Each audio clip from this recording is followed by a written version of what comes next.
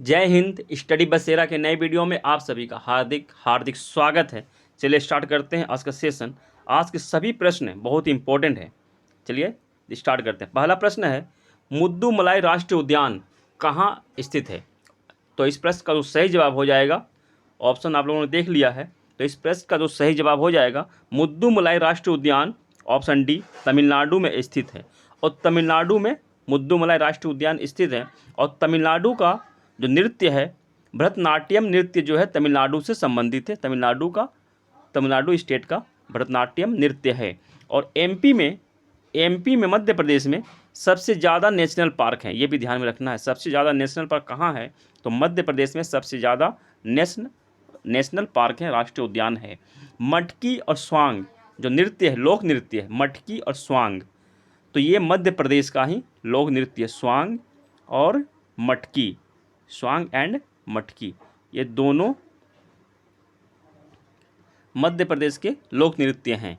और गुजरात के जो लोक नृत्य जो क्वेश्चन में आते हैं, ये रसीला और गरबा गुजरात के लोक नृत्य हैं। और केरल के नृत्य हैं मोहिनी अट्टम और कथकली। मोहिनी अट्टम और कथकली केरल के शास्त्रीय नृत्य हैं। मोहिनी अट्टम और कथकली केरल के नृत्य हैं। चलिए देखते हैं अगला प्रश्न। नेक्स्ट क्वेश्चन है, चुड्डू गुड्डू किस खेल का दूसरा नाम है? यानी कि किस खेल को चुड्डू गुड्डू भी कहते हैं? तो ऑप्शन है, option A hockey, option B kabaddi, option C football, option D cricket. तो इस प्रश्न का सही जवाब हो जाएगा ऑप्शन बी, कबड्डी को चुड्डू गुड्डू भी कहते हैं। साउथ में चुड्डू गुड्डू खेल के नाम से कबड्डी को जाना जाता है। और कबड्डी को हू तूतू भी कहते हैं। हू तूतू भी कहते हैं, कबड्डी को हू तूतू भी कहते हैं। और कबड्डी में खिलाड़ियों की संख्या कितनी होती है, प्रश्न भी आता है। तो कबड्डी में खिलाड़ियों की संख्या जो कोर्ट में होते हैं, जो खिलाड़ी खेल रहे होते हैं, 7 खिलाड़ियों की संख्या होती है। 7 खिलाड़ी पार्टिसिपेट करते हैं खेल में, और रिजर्व 5 खिलाड़ी होते हैं। और बांग्लादेश का जो राष्ट्र खेल है, बांग्लादेश का, हमारे पड़ोसी देश बांग्लादेश का राष्ट्र खेल कबड्डी है। नेशनल स्पोर्ट जो है कबड्डी है। और यहाँ एक इम्पोर्टेंट क्वेश्चन बनता है कि शीश महल कप किस खेल से संबंधित है? तो शीश महल कप जो है वो क्रिकेट से संबंधित है, क्रिकेट खेल से संबंधित है शीश महल कप। चलिए देखते हैं अगला प्रश्न। नेक्स्ट है, दमदम बुखार किसे कहते हैं? आप लोग देख रहे हो ये क्वेश्चन कितना इंपॉर्टेंट है, यूनिक तरह का क्वेश्चन है सभी। दमदम बुखार किसे कहते हैं? तो ऑप्शन है, option A malaria, option B dengue, option C kala-azar, option D chikungunya. तो ये इसका जो सर्व जवाब हो जाएगा, प्रश्न का जवाब हो जाएगा, दमदम बुखार काला जार को कहते हैं। ऑप्शन सी सही जवाब हो जाएगा। दमदम बुखार काला जार को कहते हैं। इसका थोड़ा रिलेटेड क्वेश्चन भी देख लेते, कनेक्टेड क्वेश्चन जितना भी बनता है। तो काला जार लेशमेनिया डोनोवानी और सैंड फ्लाई यानी कि बालू मक्खी के काटने से होता है। और यह पैरासाइट है, दोनों ही पैरासाइट हैं, परजीवी हैं। और काला जार हमारे शरीर के किस भाग को प्रभावित करता है? सबसे ज़्यादा किस भाग को नुकसान पहुंचाता है? तो मेरुरज्जु को पहुंचाता है। सबसे ज़्यादा जो काला जार होता है वो मेरुरज्जु को नुकसान पहुंचाता है। चलिए देखते हैं अगला प्रश्न। नेक्स्ट क्वेश्चन है, कौन सूफी संत चिराग ए देहलवी के नाम से भी प्रसिद्ध हैं? चिराग ए देहलवी के नाम से भी कौन से सूफी संत प्रसिद्ध हैं या प्रसिद्ध थे? तो इस प्रश्न का सही जवाब हो जाएगा ऑप्शन डी, शेख नसीरुद्दीन महमूद। शेख नसीरुद्दीन महमूद चिराग ए देहलवी के नाम से भी प्रसिद्ध हैं। चलिए इससे कनेक्टेड क्वेश्चन और भी देखते हैं इस प्रश्न से। तो निजामुद्दीन औलिया को महमूद ए इलाही के नाम से भी जाना जाता है।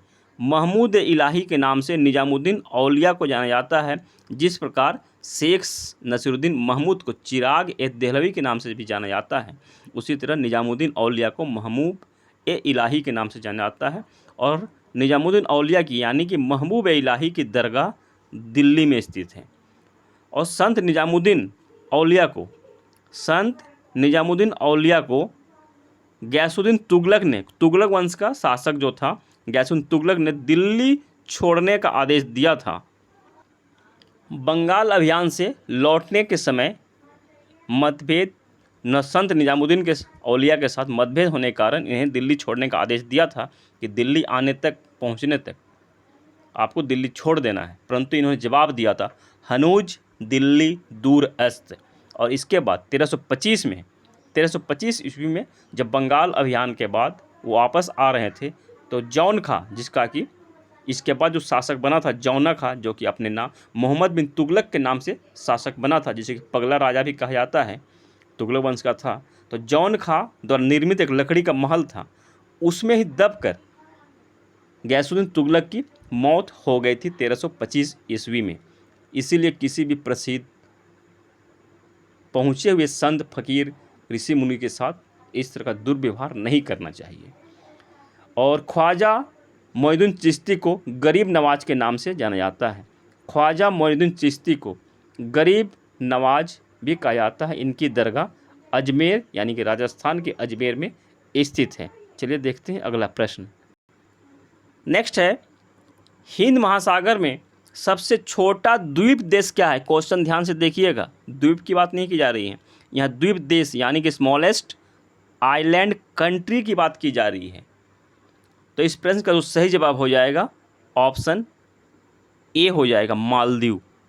मालदीव जो है हिंद महासागर में स्थित सबसे छोटा द्वीप भी है और देश भी है। तो मालदीव की राजधानी है माले। राजद्वीप की राजधानी भी पूछ सकता है, तो इसकी राजधानी कैपिटल है माले। आशा करता हूँ आप लोगों को क्वेश्चन सेशन पसंद आया होगा। इसी आशा और उम्मीद के साथ मिलते हैं नए वीडियो में, तब तक के लिए जय हिंद, स्वस्थ रहें, मस्त रहें, धन्यवाद।